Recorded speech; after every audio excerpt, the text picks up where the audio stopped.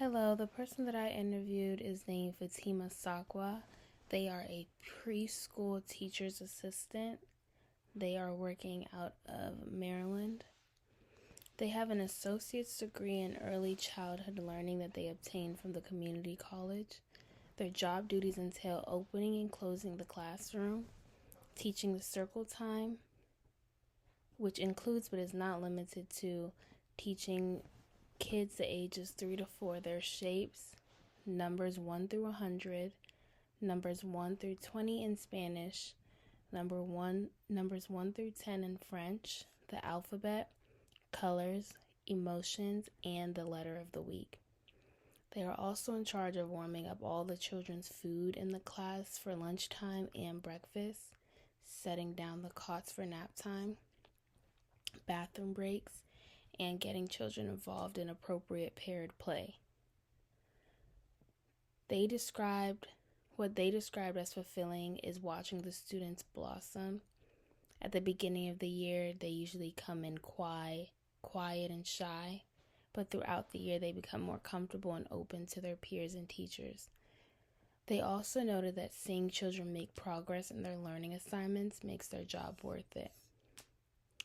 Some things that they noted that can be a bit difficult or challenging are that you never really know what's happening in a student's home life that may affect their performance at school. Sometimes students come in a bit quieter or less attentive, and they often have to sit there and figure it out as a teacher that what may be the cause.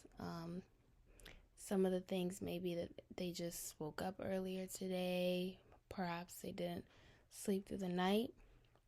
Some environmental factors at home tend to affect the students and their daily performance a ton. And that's a trend that they do see a lot working as a teacher's assistant.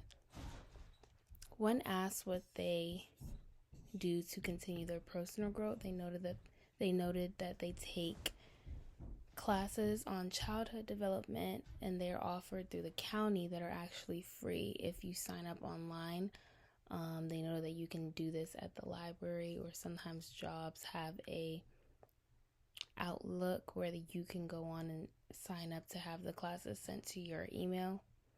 Some of those classes, but are not limited to CPR, de-escalation tactics, and how to do one-on-one learning with kids that have a disability.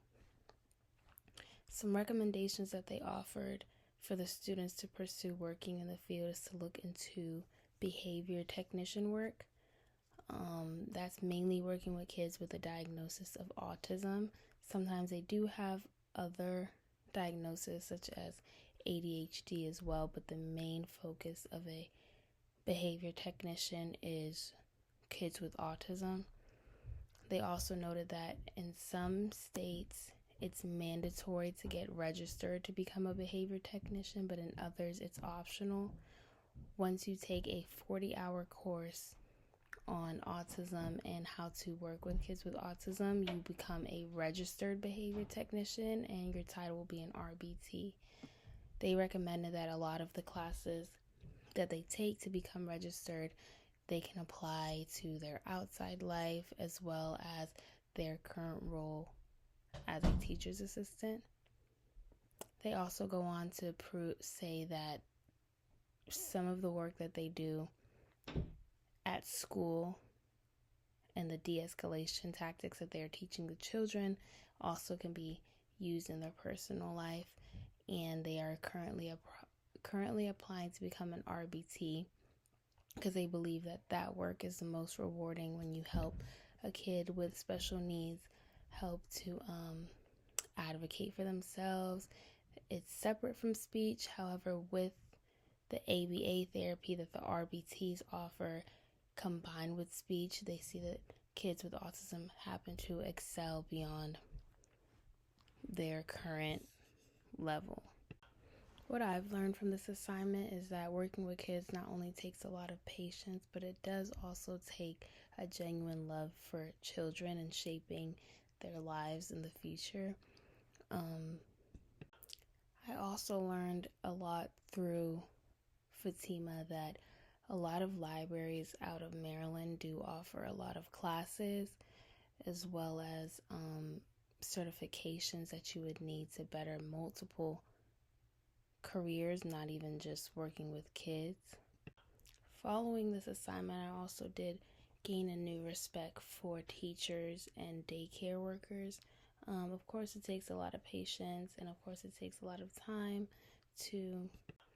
but it also takes a lot of need and want to be better than just your average daycare teacher, or be willing to take care or watch a child. It's also extremely important to keep things fun and engaging with a child. It's easy to bore them, honestly, with learning numbers and shapes.